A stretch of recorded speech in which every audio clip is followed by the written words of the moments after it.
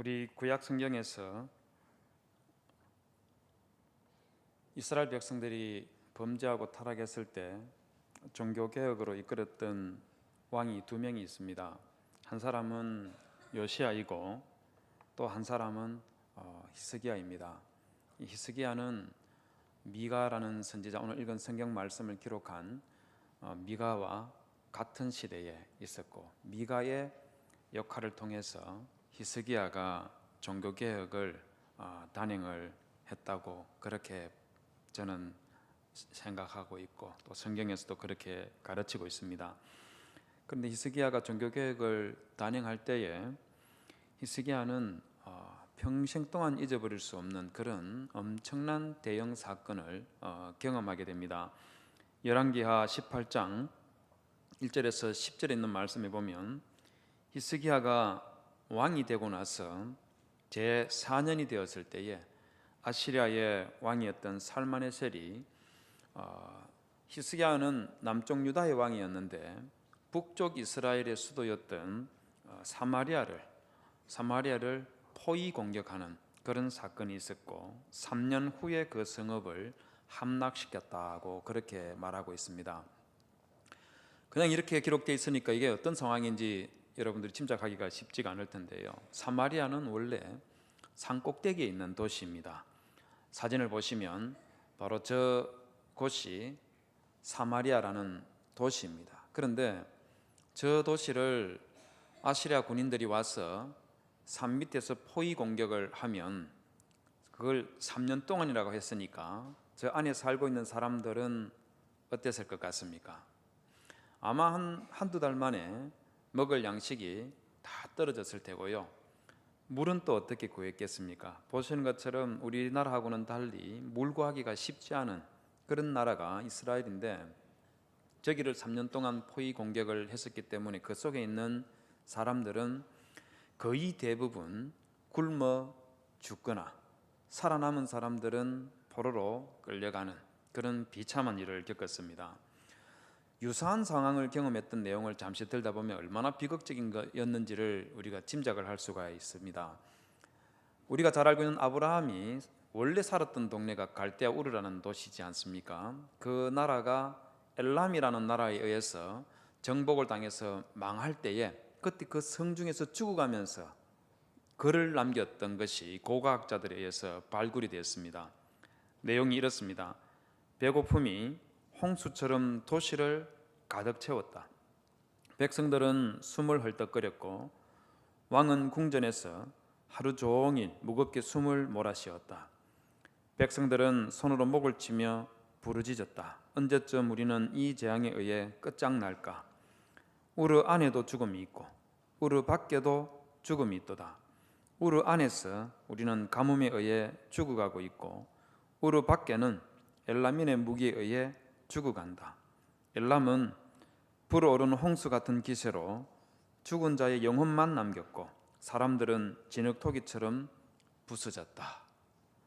포위 공격당하고 있는 그 성 안에 있는 사람들이 얼마나 비참하게 죽어갔는지 충분히 짐작할 수 있겠죠.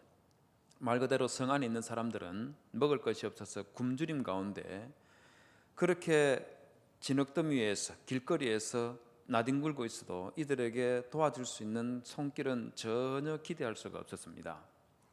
먹고 살기 위해서, 굶주림을 면하기 위해서 밖으로 나가면 엘람이라는 군인들이 기다리고 있다가 그들을 죽였기 때문에 밖으로 나갈 수도 없고 그냥 고스란히 성 안에서 죽는 수밖에 없었습니다.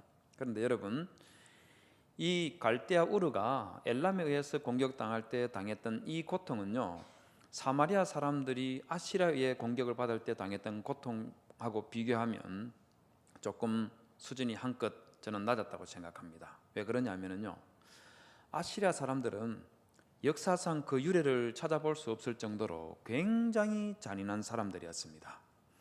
포위 공격을 했을 뿐만 아니고 포로로 잡으면은요 살려두지 아니하고 다 죽이다시피 했었는데, 얼마나 비참하게 죽였냐면 다음 화면 한번 보여주시겠습니까?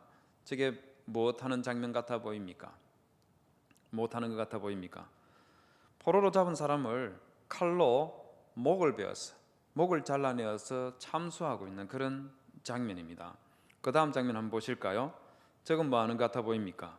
사람의 혀를 뽑아내어서 죽이고 있는 그런 장면입니다. 그 다음 장면도 한번 보실까요? 저건 뭐 하는 것 같아 보입니까?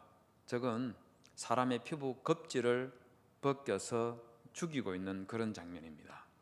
아시리아 사람들이 저렇게 이스라엘 사람들을 죽이고 저걸 기념하기 위해서 아시리아 왕의 궁전 벽에다가 벽화를 그려놓은 것, 그게 고고학자들에게 발굴이 되어서 아시리아 사람들이 얼마나 잔인한 사람들이었는지를 사람들이 알게 되었습니다. 여러분, 저런 사람들이 사마리아를 포위 공격해서 3년을 있었으니까 안에서 다 굶어 죽든지 살아남은 사람들은 저렇게 처참하게 죽어가는 그런 일을 히스기야가 경험을 했던 것이죠. 성도 여러분, 왜 하나님께서 사마리아 사람들뿐만 아니고 이스라엘 백성들이 저렇게 비참하게 죽는 그런 재앙을 겪도록 내버려 두었겠습니까? 그 이유는 딱 하나입니다. 이스라엘 모든 사람들이 하나님 앞에 도무지 회복이 안 될 정도로 심각한 죄를 지었기 때문입니다. 미가서 7장 1절에서 3절에 있는 말씀에 보면 이런 말씀이 나옵니다. 재앙이로다 나여, 나는 여름 과일을 딴 후에 포도를 거둔 후 같았어. 먹을 포도송이가 없으며 내 마음의 사모하는 처음 익은 무화과가 없도다. 이게 무슨 상황인지 아시겠죠? 우리 경산에 있는 분들은 주변에 과수원들이 많이 있으니까 사과나무에 사과를 다 따고 나서 11월 달쯤 되어서 나무를 쳐다보면은 나무 잎도 없고 과일도 없는 그런 상태의 나무 가지를 한번 상상해 보십시오. 포도도 역시 마찬가지죠. 포도를 모두 다 수확하고 나서 10월 말쯤 지나고 나면 그때는 포도 가지 남은 거라고는 아무것도 없는 그런 것처럼, 마치 그런 상태에 있는 것처럼 이스라엘 안에는 정직한 자, 경건한 자가 아무도 없다는 겁니다. 그래서 2절에 보면 경건한 자가 세상에서 끊어졌고 정직한 자가 사람들 가운데 없도다. 무리가 다 피를 흘리려고 매복하며 각기 건물로 형제를 잡으려 하고, 자기의 탐욕을 채우기 위해서 사람들을 죽이고 하는 이런 일들이 얼마나 심각하게 많이 일어났으면 이스라엘 가운데 경건한 자라고는 한 명도 없었다고 그렇게 말을 하고 있습니다. 여러분, 그런 때에 미가는 어땠을 것 같습니까? 선지자 미가는 이스라엘과 유다의 모든 사람들이 범죄하고 하나님 앞에 반역하고 그럴 때 미가는 독야청청 범죄하지 않고 우뚝 솟아서 정직하고 경건한 그런 삶을 살았을까요? 아니면 미가도 죄의 자리에 빠지는 그런 실수를 저질렀을까요? 어땠을 것 같습니까? 미가서 7장 8절에서 9절에 있는 말씀 우리 같이 한번 읽어볼까요? 8절부터 시작. 나의 대적이여, 나로 말미암아 기뻐하지 말지어다. 나는 엎드러질지라도 일어날 것이요, 어두운 데에 앉을지라도 여호와께서 나의 빛이 되실 것이미로다. 내가 여호와께 범죄하였으니 그의 진노를 당하려니와 마침내 주께서 나를 위하여 논쟁하시고 심판하시며 주께서 나를 인도하사 광명에 이르게 하시리니 내가 그의 공의를 보리로다. 여러분, 이 말씀 속에서는 세 가지 사실을 볼 수가 있어요. 첫 번째는 무엇이냐면 9절에 보시면 내가 여호와께 범죄하였다는 거예요. 내가 여호와께 범죄했다는 거예요. 그래서 그의 진노를 당하려니와 범죄한 그 결과로 하나님의 진노를 받았다는 겁니다. 미가가. 두 번째는 뭐냐면 8절을 보시면 나는 엎드러질지라도, 그리고 어두운데 앉을지라도. 이게 무슨 말이겠습니까? 범죄한 그 결과로 인하여서 이 미가가 그냥 단순하게 넘어졌다 이 말이 아니고 어두운데 앉을지라도 라는 이 말은 미가가 감옥에 갇혔다는 겁니다. 감옥에 갇혔다는 거예요. 죄를 지었고 두 번째는 감옥에 들어갈 정도의 죄를 지었다. 그 다음에 세 번째는 무엇이냐면 9절 마지막에 보면 그럼에도 불구하고 미가는 주께서 나를 인도하사 광명에 이르게 하시리니 이렇게 말하고 있습니다. 무슨 말이냐면 이스라엘 모든 사람들은 범죄한 그 결과로 하나님의 진노를 받아서 모두 다가 죽거나 포로로 끌려가는 그런 비극적인 결말을 맞이했었는데, 유사하게 물론 다른 이스라엘 백성들과 유다 사람들만큼은 죄를 짓지 않았겠지만 동일하게 범죄하고 실족하는 그 자리에 들어갔던 이 미가는 하나님의 진노와 재앙을 받아서 죽게 되는 것이 아니라 오히려 주께서 나를 인도하사 광명에 이르게 하시리니 하면서 구원하여 주실 것이라고 그렇게 장담을 하고 있습니다. 왜 하나님께서 미가에게는 이렇게 인도하사 광명에 이르게 하실까요? 그 비결이 뭐겠습니까? 그 비결이 미가서 7장 7절에 기록되어 있습니다. 미가서 7장 7절에 보면 이렇게 말하고 있습니다. 우리 같이 한번 읽어볼까요? 시작. 오직 나는 여호와를 우러러보며 나를 구원하시는 하나님을 바라보나니 나의 하나님이 나에게 귀를 기울이시리로다. 무슨 말인지 아시겠습니까? 미가는 비록 범죄하는 그 자리에 앉았지만 미가는 하나님을 믿으면서 내가 믿는 이 하나님이 지금은 내가 범죄하여서 감옥에까지 내려가는 그런 비참한 처지에 있지만 내 죄를 내 하나님께서 용서하여 주실 것이다 하는 그 믿음을 가졌다는 겁니다. 다른 이스라엘 백성들은 범죄하는 자리에 섰을 때에 하나님을 바라봤던 것이 아니라 오히려 더 적극적으로 하나님 앞에 반역하는 행위를 했었더라면 미가는 그러하지 아니하고 죄 지은 그 자리에서 하나님을 믿고 하나님만 바라보고 그 하나님이 나를 구원하여 주시도록 바라봤다는 겁니다. 여러분, 구원은 바로 이 믿음으로 된다는 것을 기억하시기를 주님의 이름으로 부탁을 드립니다. 종교개혁을 일으켰던 루트도 이와 유사한 경험을 한 적이 있습니다. 루트가 처음 하나님을 믿고 성직자 되기 위해서 수도원에 들어가는 바로 그 즈음에 루트는 자기 죄 문제 때문에 굉장히 고민을 했습니다. 내가 이 죄 때문에 죽을 수 있다는 그런 죄에 대한 두려움과 죽음에 대한 그 두려움 때문에 어떻게 하면 내가 죄 용서함을 받고 이 죽음의 두려움에서 벗어날 수 있을까 굉장히 고민을 했습니다. 그래서 금식도 하고 철학기도도 하고 순례도 하고 그런 생활을 했지만 도무지 이 문제를 해결할 수가 없었어요.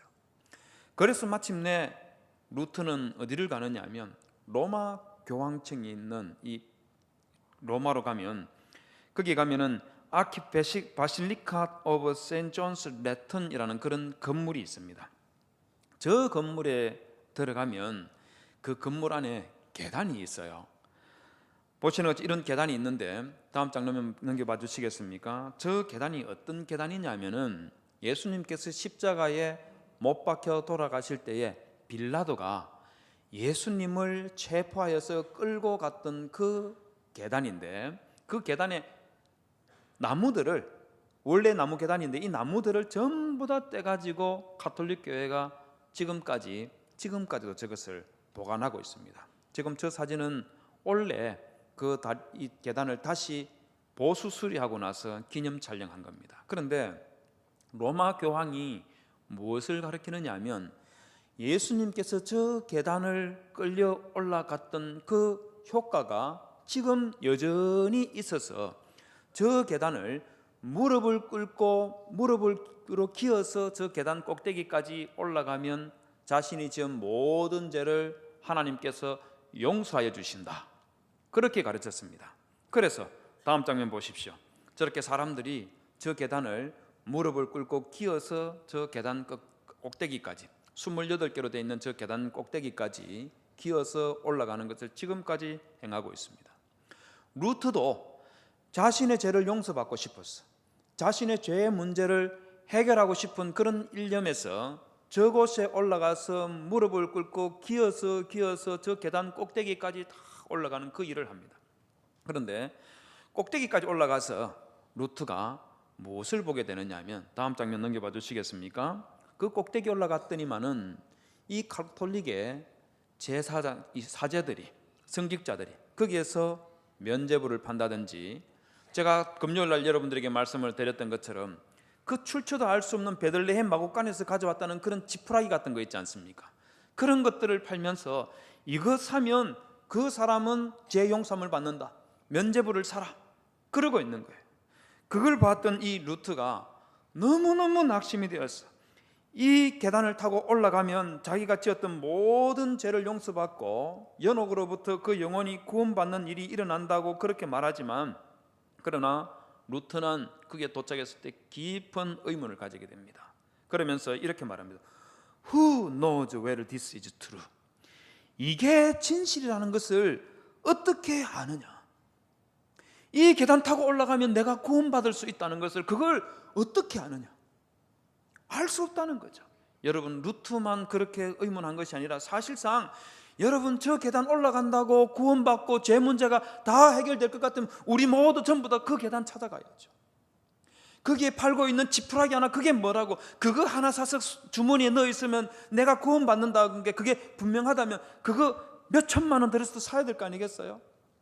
루트는 이건 아니다, 이건 사실일 리가 없다, 그런 생각을 하면서 다시 자기가 머물고 있는 수도원으로 돌아가서 그곳에서 로마서를 강의를 하다가 로마서 1장 17절을 읽으면서 마치 번개가 자기 머리를 꽝 하고 때리는 듯한 그런 충격을 받게 됩니다.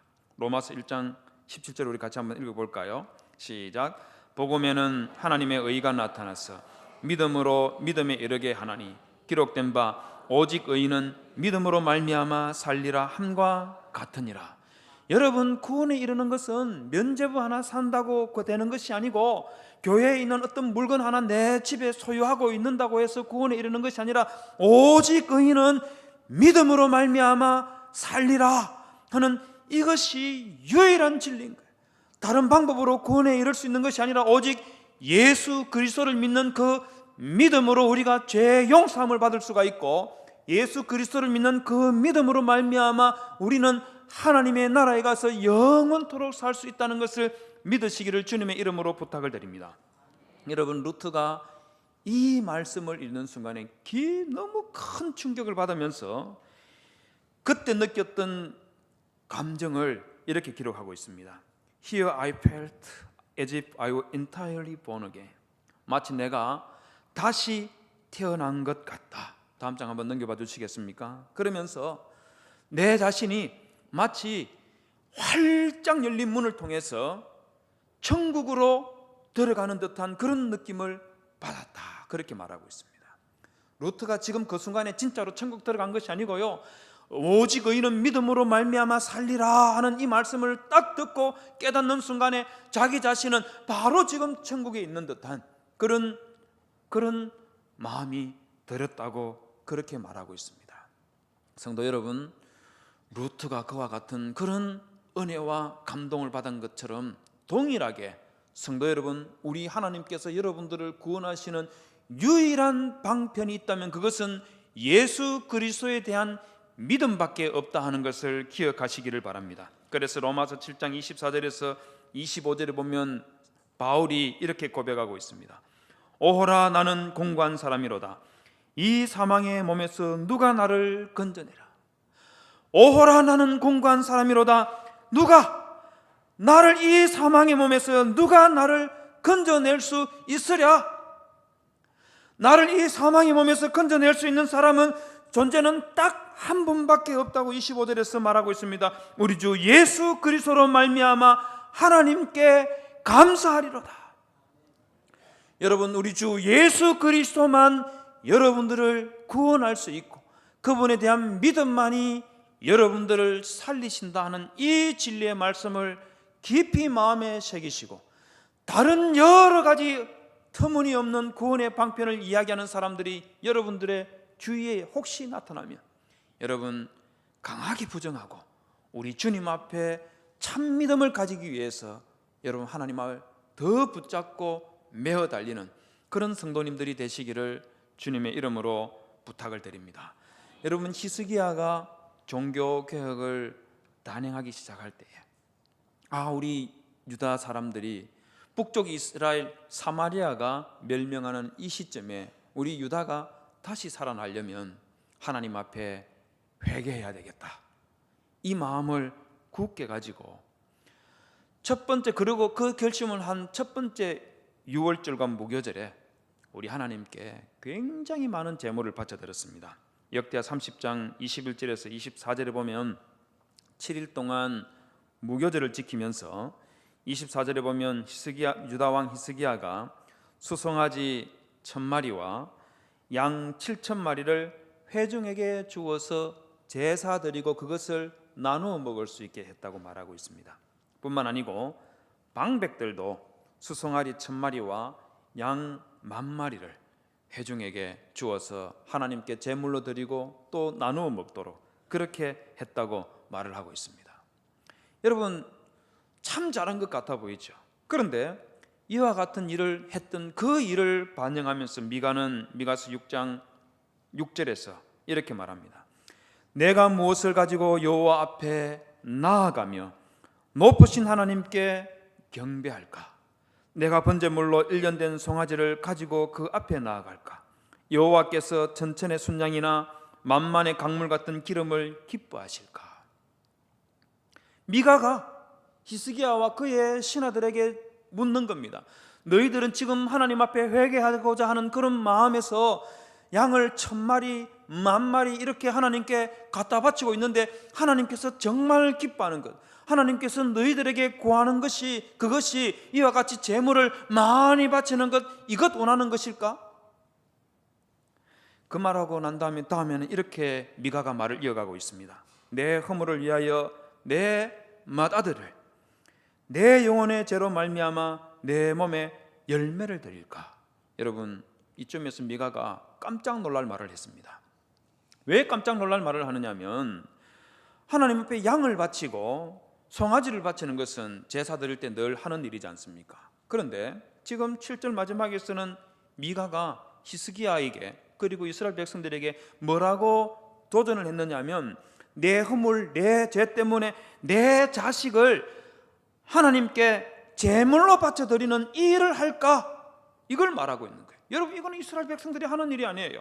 이거는 이교도들이, 이방인들이 정말 말도 안 되는 그런 의식을 하면서 이와 같은 짓을 했었는데, 그런데 유감스럽게도 히스기야의 아버지, 지금 이와 같은 순양과 이 소를 하나님 앞에 제물로 바쳐드리면서 종교 개혁을 하려고 하는 이 히스기야의 아버지였던 아하스, 이 사람이 바로 자기 자식을 몰렉이라는 신에게 바쳐드리는 그런 엄청난 짓을 했었습니다.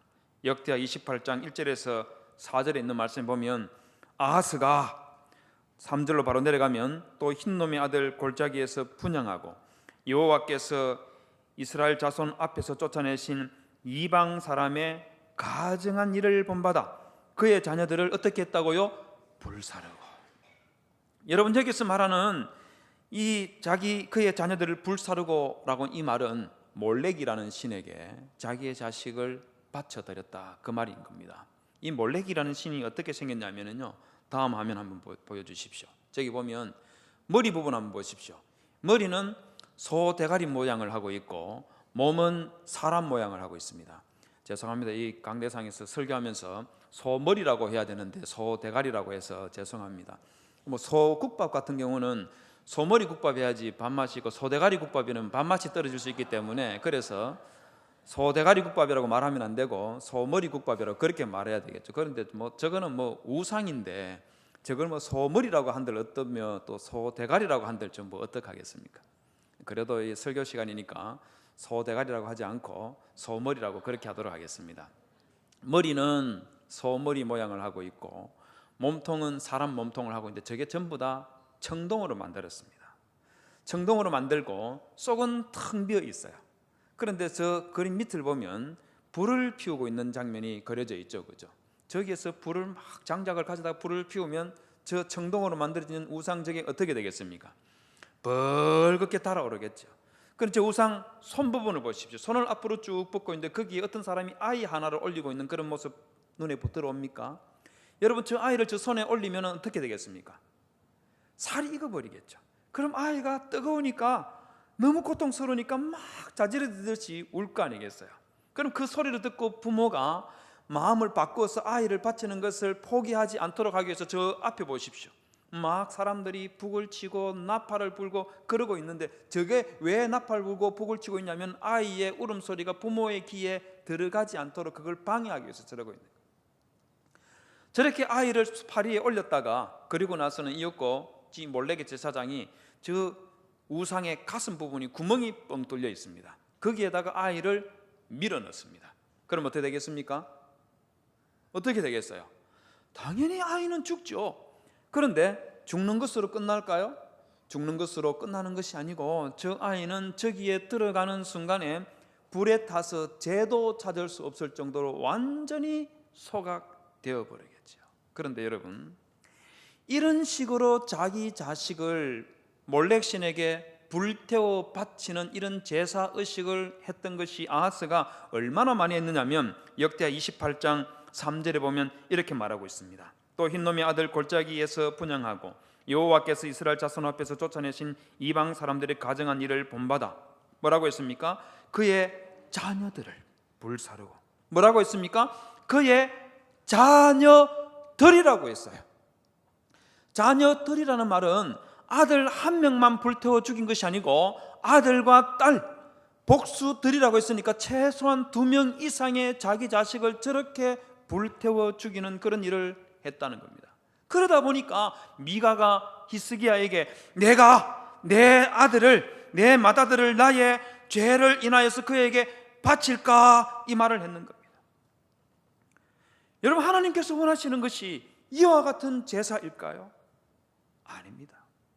미가서 6장 8절에서는 그렇게 천천의 순양과 만만의 강물과 그리고 내 허물을 위하여 내 맏아들 내 영혼의 죄로 말미암아 내 몸에 열매를 드리도록 이렇게 하던 이 아하스와 히스기야와 그의 신하들에게 미가가 이렇게 말합니다.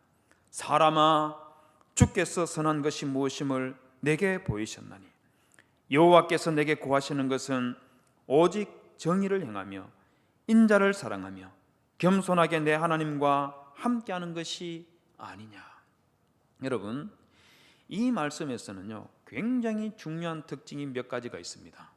첫 번째가 무엇이냐면 여호와께서 내게 구하시는 것 하고 나서 그 다음에 하나님께서 구하시는 것이 정의를 행하고 인자를 사랑하며 겸손하게 내 하나님과 함께하는 것이 아니냐, 세 가지를 말했는데 우리가 생각하기에는 하나님 앞에서 하나님께서 구하시는 것이라고 말했기 때문에 당연히 겸손하게 내 하나님과 함께 행하는 것, 이것을 제일 먼저 말할 것 같은데 이것을 제일 먼저 말하는 것이 아니고 제일 마지막에 말하고 대신에 무엇을 먼저 말했습니까? 오직 정의를 행하며. 두 번째는 뭐랬습니까? 인자를 사랑하며.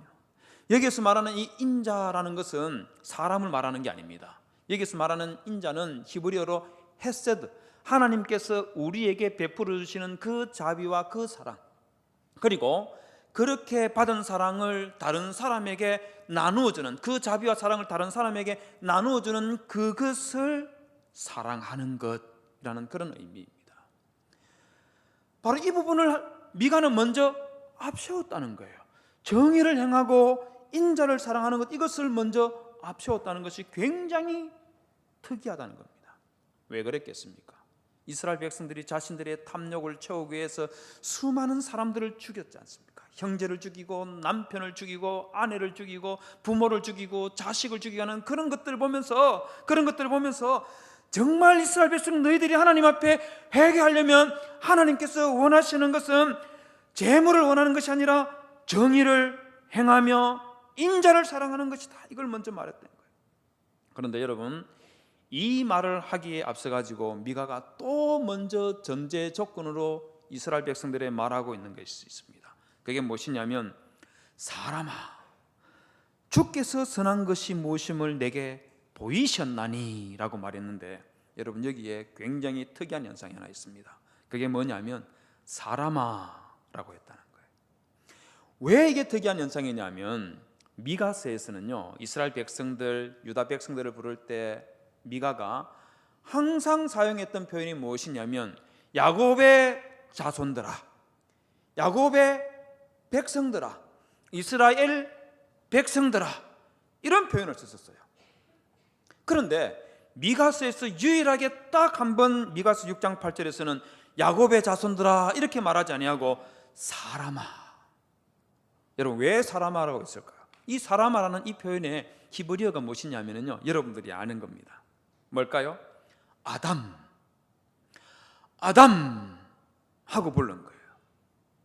그 다음에 뒤에 이어서도 또 뭐가 나오느냐면요, 선한 것이 무심을 이라고 했는데, 선한 것이 무심, 이게 뭐냐면 히브리어로 마토브라는 표현인데, 마토브라는 이 표현은 하나님께서 천지를 창조하실 때 매일 창조마다 보기에 좋았더라, 보기에 좋았더라, 인간을 창조하시고 나서는 보기에 매우 좋았더라, 그 표현을 두 개를 나란히 사용했다는 겁니다.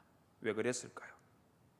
바로 하나님께서 원하시는 것은, 하나님께서 인간을 창조하실 때에 하나님께서 사람에 대해서 가지고 있었던, 하나님께서 사람에 대해서 가지고 있는 그 가치관을 보여주려고 하고 있는 거예요.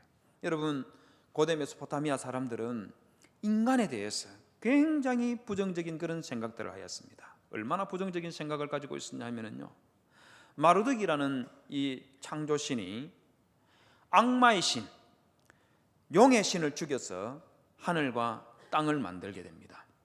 바로 그때 젊은 신들이 나이 많은 신에게 먹고 마실 것을 공급하는 그런 역할을 했습니다. 이게 너무 힘이 들었던가 봐요. 그래서 젊은 신들이 마르둑에게 가서 우리가 하고 있는 이 일을 대신하도록 인간을 만들어서 그들에게 모두 짊어지게 해 주십시오, 이렇게 이야기를 합니다. 그러자 에뇨마 엘리시라는 고대 메소포타미아의 창조 신화에 보면 다음 장면 보여주시겠습니다. 이렇게 나옵니다. Out of his blood, king, they fashioned mankind. He imposed service and that freed gods.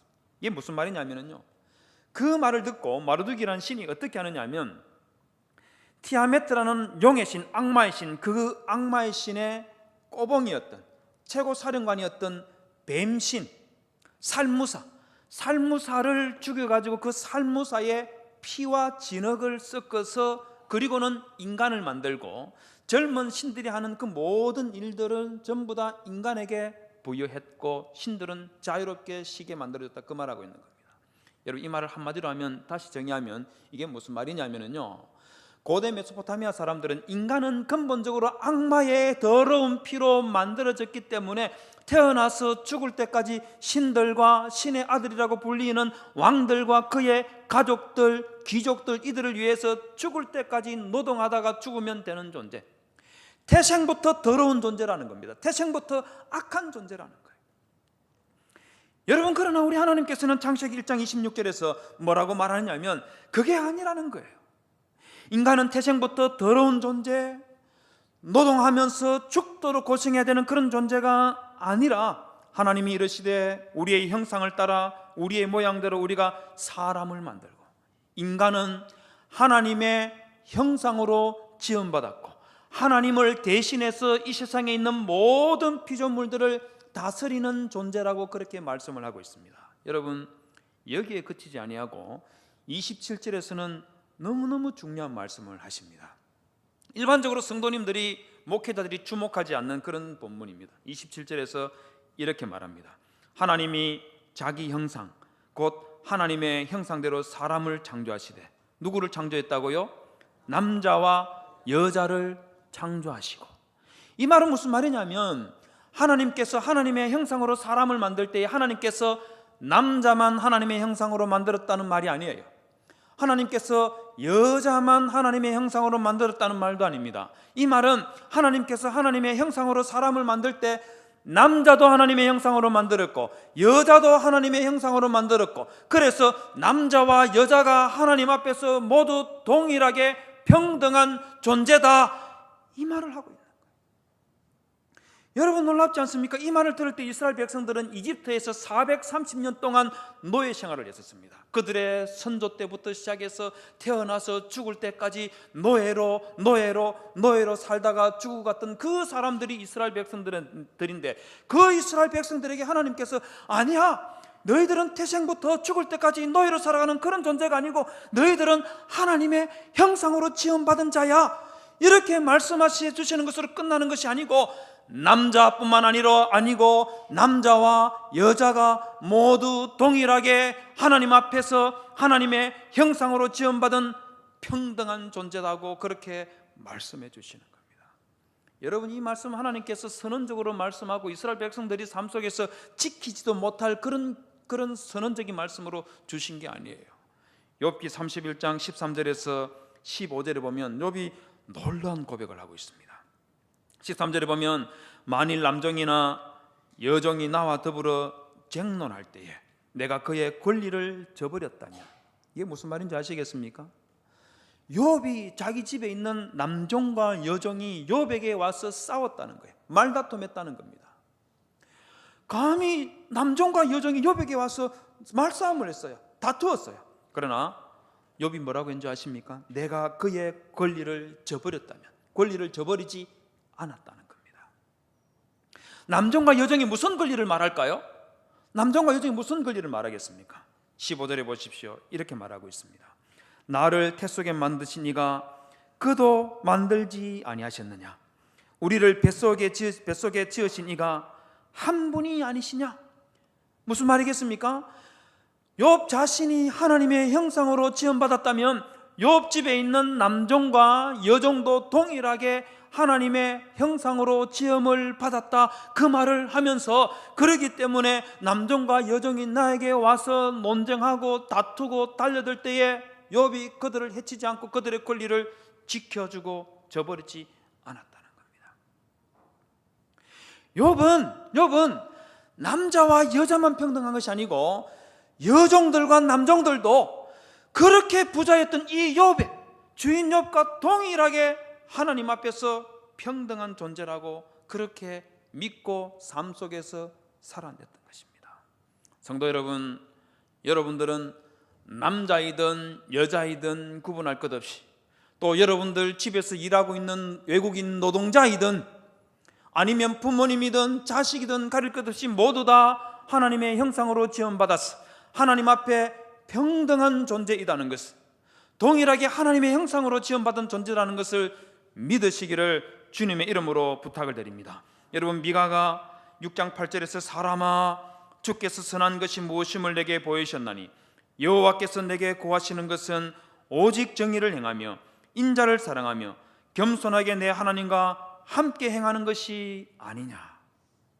여러분, 이 말씀에 대해서 여러분들은 어떤 생각이 드십니까? 여러분, 이 말씀은 미가가 히스기야와 그의 백성들에게 그들의 죄 때문에 한번 선포하고 끝낸 그런 말씀이 아니고 우리의 삶 속에서 영원토록 실천하며 살아야 될 그런 말씀인 겁니다. 미국 워싱턴 DC에 가면 국회의사당이 있습니다. 그 국회의사당 뒤에 가면 토마스 제퍼슨 빌딩이라는 건물이 있는데, 이 건물은 미국에서 제일 큰 국회 도서관입니다. 전 세계에서 제일 큰 도서관이라고 그렇게 생각할 수가 있습니다. 이 도서관에 들어가면은요, 열람실이 있는데 그 열람실 규모가 어마어마합니다. 우리 사랑이 꼽히는 교회 이 본당 이런 거 10개 20개 넣어도 안 될 정도로 굉장히 큰 열람실이 있습니다. 그런데 그 열람실에 들어가 보면 열람실 각각 모퉁이에 8가의 기둥이 있고, 그 위에는 사람의 모양을 하고 있는 조각상이 있고, 그리고 그 위에는 다시 사람의 삶 속에서 가장 필수적인 요소인 종교, 과학, 법학, 시, 그리고 철학, 예술, 역사, 경제, 이 모든 것들의 본질에 해당되는 것이 무엇인지를 짤막하게 질문하고 거기에 대한 답을 기록해 놨습니다. 여러분, 종교의 본질이 뭘까요? 기독교의 본질이 뭘까요? 여러분, 저기 가면 유명한 성경 구절이 하나 붙어 있습니다. 다음 장면 넘겨봐 주시겠습니까? 저기 보면 내용이 이런 것이 기록되어 있습니다. What does the Lord require of thee? But to do justly and to love mercy and to work humbly with thy God. 그 내용이 무엇이냐면 바로 미가서 6장 8절입니다.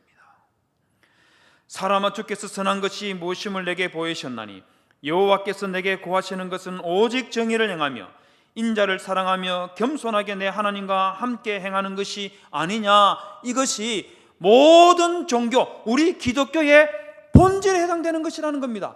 그렇기 때문에 이거는 집에 액자로 걷어놓고 장식용으로 있는 것이 아니라 우리의 삶 속에서, 매일의 삶 속에서 이것을 실천하며 살아야 되는 것이라고 그렇게 말을 하고 있는 것이죠. 성도 여러분, 바로 이 말씀을 여러분들의 가슴에 새기면서 미가가 이스라엘 백성들에게, 유다 백성들에게 회개하도록 촉구할 때에 너희들이 해야 되는 것은 단지 하나님 앞에 예배 드리는 이것만 해서 되는 것이 아니라 모든 인간은 하나님의 형상으로 지음받은 존재들이고, 그 하나님의 형상으로 지음받은 존재들이기 때문에 그들에게 참된 정의를 실천하고 하나님께서 주시는 그 인자를 사랑하며 베풀고 겸손하게 내 하나님과 함께 행하라, 이렇게 말씀하신 겁니다.